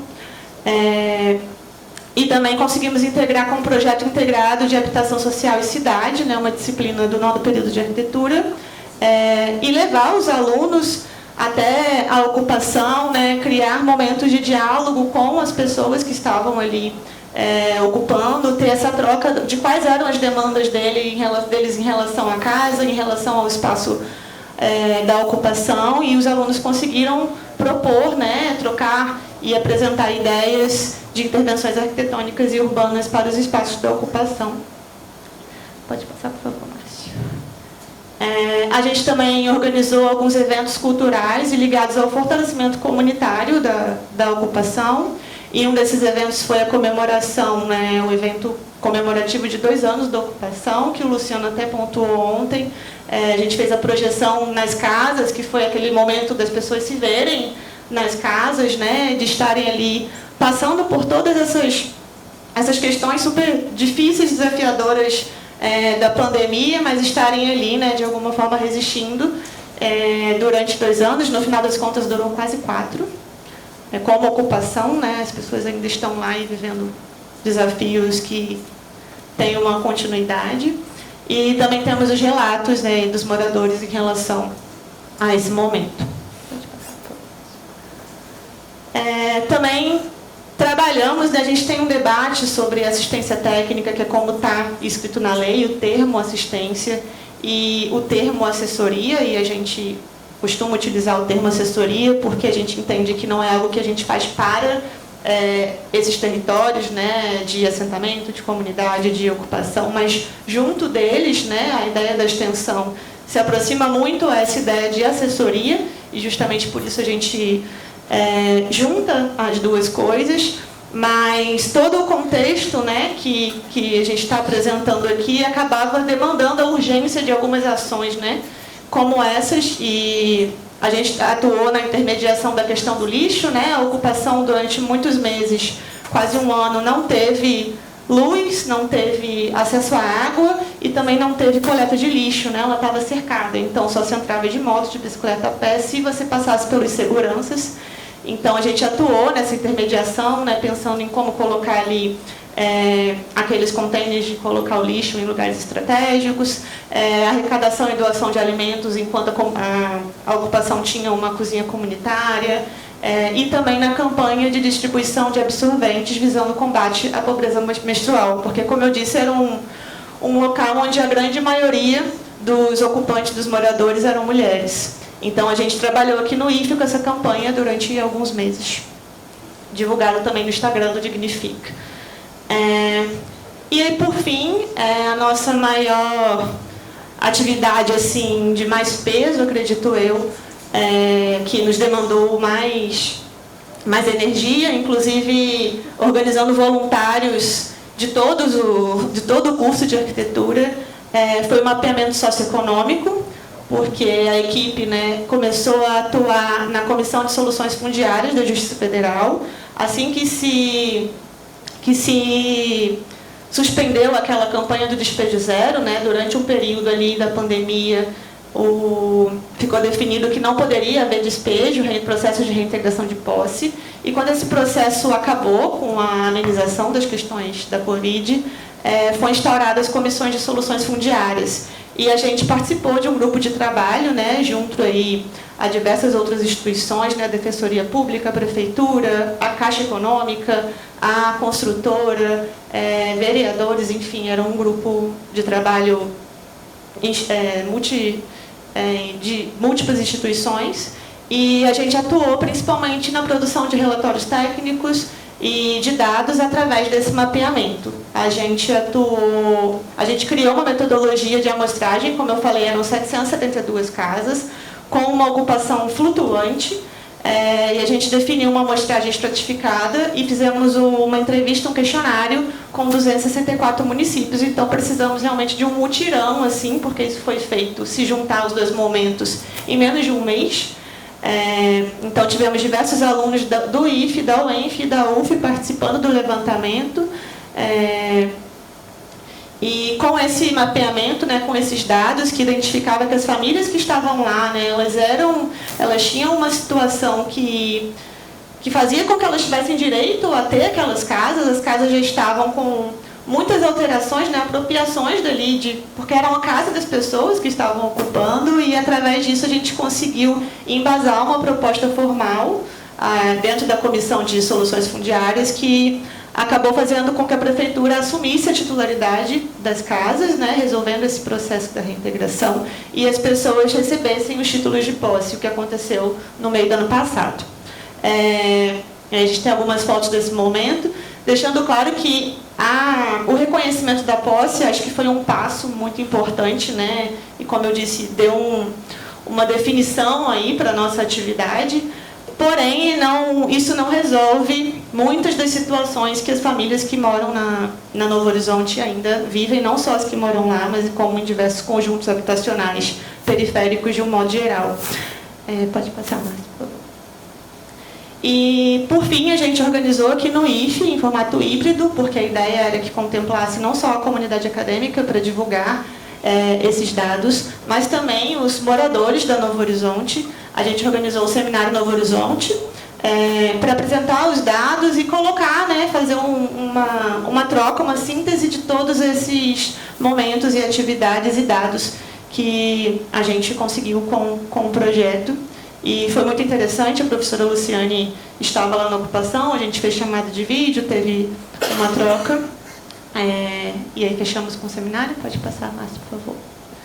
E os impactos, como a gente apresentou ontem no Dignifica, uma integração efetiva entre ensino, pesquisa e extensão, né, que se deu assim, de forma muito fluida, os processos foram acontecendo, às vezes a gente apresentando aqui parece que foi tudo muito linear, mas em diversos momentos são desafios que a gente nem sabe exatamente como vai superar, e no final das contas a gente acabou conseguindo várias resoluções, e outras aí são questões que seguem se desdobrando em novos projetos, né, em novas pesquisas.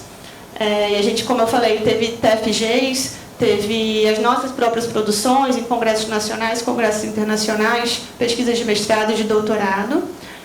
Uma abordagem multidisciplinar e participativa, né? A gente conseguiu estabelecer essas frentes do saber que trabalham com as questões urbanas, que não estão só ligadas à arquitetura e urbanismo, mas à sociologia, ao serviço social, à psicologia, ao direitos, que são disciplinas que estiveram presentes em algum momento no projeto e que se fazem presente ainda no Dignifica, envolvendo o IFE, a UENF e também a UF, além das instituições da gestão municipal e do judiciário e do legislativo também. Uma formação crítica e ampliação do repertório dos estudantes, né, principalmente com a integração das disciplinas e com a grande mobilização que a gente teve nas atividades da extensão. A gente acredita que os estudantes saíram, e a gente teve vários relatos também, dos limites da prancheta, do desenho, do projeto, e criaram novos repertórios a partir do momento que eles entraram em contato com as questões, né, da desigualdade urbana, com uma situação real e urgente, né? A gente acompanhava todo esse processo no tempo da urgência da ocupação, né? Raramente era no nosso tempo, no tempo da disciplina, no tempo do projeto, no tempo do edital. E, então, esse foi um dos maiores desafios. Pode finalizar.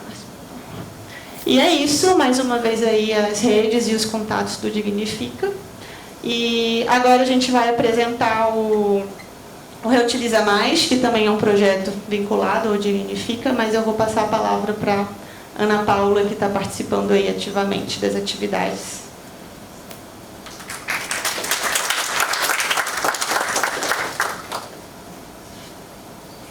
Bom, pessoal, boa noite. Eu me chamo Ana Paula, sou egressa também do curso de Arquitetura e Urbanismo. Vamos só aguardar o slide.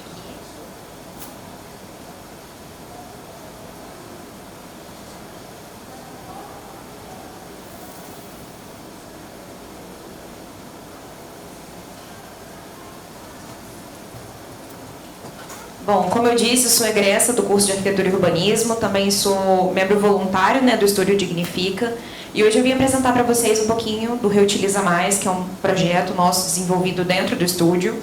Pode passar, por favor, Márcio. Mas para falar, né, do Reutiliza Mais, a gente tem que trazer a questão do estúdio. Eu sei que vários projetos já trouxeram aqui o estúdio, mas é importante a gente entender esse contexto. O Dignifica, ele é resultado, né, do projeto de extensão Arquitetura de Todos, e que está inserido no Labitas, né, que é o Laboratório de Inovação, Tecnologia e Arquitetura Social. E é um projeto, né, que visa a promoção do serviço de arquitetura e urbanismo para as famílias de baixa renda, né, no norte e no noroeste fluminense, seguindo as recomendações da Lei 11.888, que é a Lei de Assessoria Técnica Gratuita, promovendo, né, a arquitetura e a qualidade de vida. Aqui a gente tem uma foto da nossa equipe. Ao longo dos anos, né, vai sendo alterada, muitos alunos entram, outros saem, se formam, né, e enfim, esse fluxo. Aqui são algumas ações que nós desenvolvemos, né, lá no Dignifica, ali inicialmente, né, com as crianças, como a Mariane citou também, não só na Novo Horizonte, mas também na comunidade da Margem da Linha, atuando de uma forma voltada para a educação urbana. E aqui é uma outra vertente do nosso trabalho, né, que a gente atua com processos de arquitetura e também de regularização fundiária. Então, nós recebemos a demanda, né, de pessoas que vieram até o IFE, buscaram contato com a gente, para poder realizar, né, processos de regularização fundiária através dos nossos levantamentos. E aqui, no outro lado, é um projeto de arquitetura que ele foi realizado para uma família lá da comunidade da Margem da Linha, né? Esse é o resultado, não estão todas as pranchas aqui de trabalho, mas é como a gente entrega, né, o nosso projeto. E aí é importante falar, porque o Reutiliza Mais, ele vem de uma percepção que nós tivemos a partir desse ponto do nosso trabalho. Porque, como projeto de instituição, a gente ficava muito restrito à questão da entrega do papel, né? O projeto final que a gente conseguia entregar para essas pessoas, e isso foi frustrando um pouco a gente, porque não tinha recurso, não tinha como auxiliar na continuação e na execução de uma obra, por exemplo.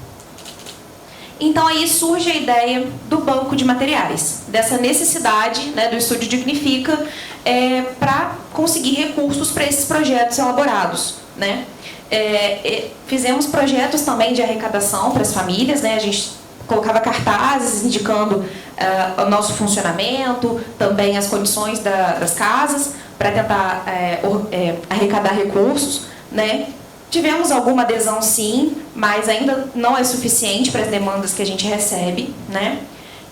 Então, a ideia do banco de materiais, ela veio como um complemento, né, a esse processo, para conectar a necessidade dos materiais aos resíduos da construção civil, que comunica bem com a questão da ODS 11, né, que visa as cidades e comunidades mais sustentáveis. Então, a gente conseguiria atender essas duas demandas. Então, os primeiros passos, eles funcionaram da seguinte forma. Nós fizemos pesquisas de referências existentes para compreender o funcionamento, né, dessas experiências, né? E, a partir disso, também definir os nossos processos e as etapas. Então, foi elaborado, né, uma espécie de fluxograma em que a gente construiu, sendo que a doação ela poderia ser feita por um anúncio no Instagram, na rede social, ou por um bazar solidário.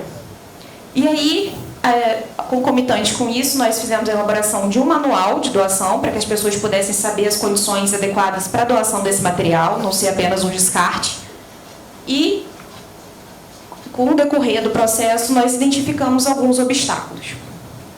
Os processos de doação, no caso da doação por rede social, né, pelo Instagram, por exemplo, geraria uma falta de controle do processo, então a gente não conseguiria mediar a interação entre o doador e beneficiário e saber se isso funciona de forma efetiva.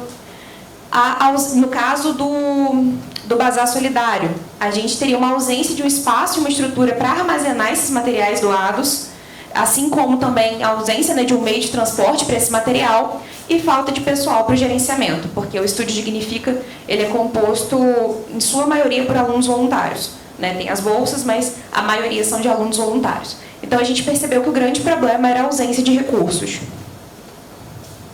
E aí, nesse contexto, da gente tentando entender como que funcionaria, né, esse projeto, como a gente conseguiria ir adiante, vem o CalLab, né, que ele é um projeto de pré-incubação, que ele utiliza a metodologia, né, da TXM para transformar ideias de profissionais e empresas da arquitetura e urbanismo em negócios rentáveis e inovadores.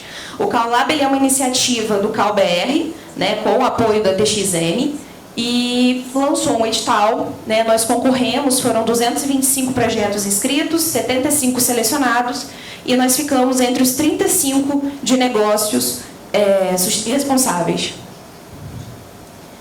Bom, o funcionamento, né, desse processo era através de uma plataforma, né, com uma interface gamificada que eles utilizaram, e conforme a gente ia preenchendo essa plataforma, né, e participando, a gente juntava pontos para que conseguisse mentorias, para poder, né, discutir sobre as demandas e entender como funcionaria.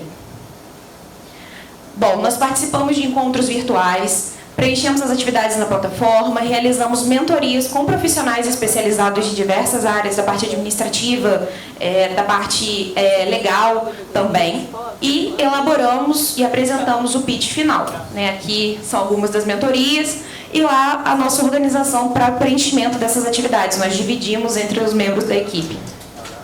Pode passar. Bom, durante esse processo, nós identificamos que o objetivo, então, era transformar o descarte em dignidade. E aí nós idealizamos uma plataforma digital associada a ofertas de serviço de capacitação de pessoal, normatização legal e estruturação física, para que, principalmente, prefeituras pudessem implantar, gerir e otimizar bancos públicos de materiais de construção. E aí nós apresentamos o trabalho, ficamos em primeiro lugar, né, dentro da categoria de negócios responsáveis, e como premiação,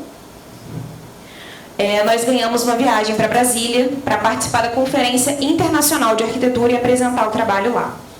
E aqui são algumas fotos, né? Nós pudemos visitar os espaços e a apresentação também, todos os envolvidos que participaram do CalLab.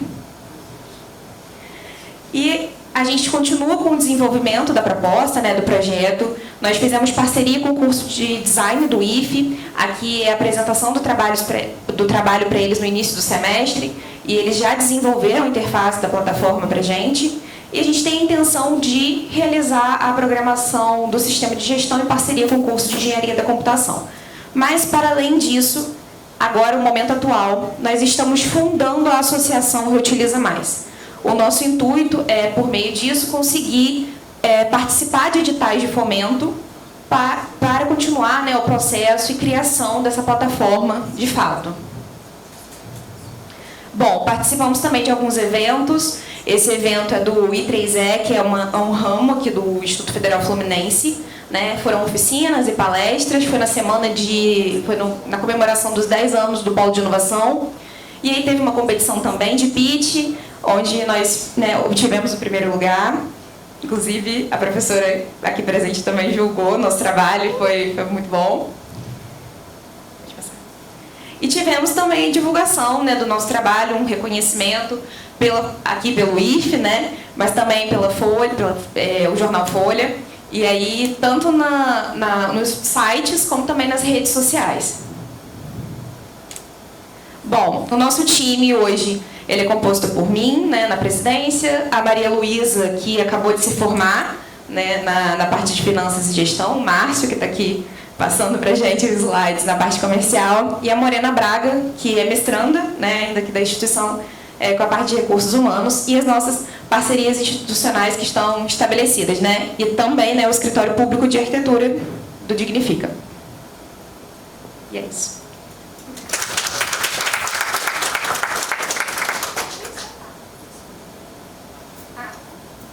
Contato.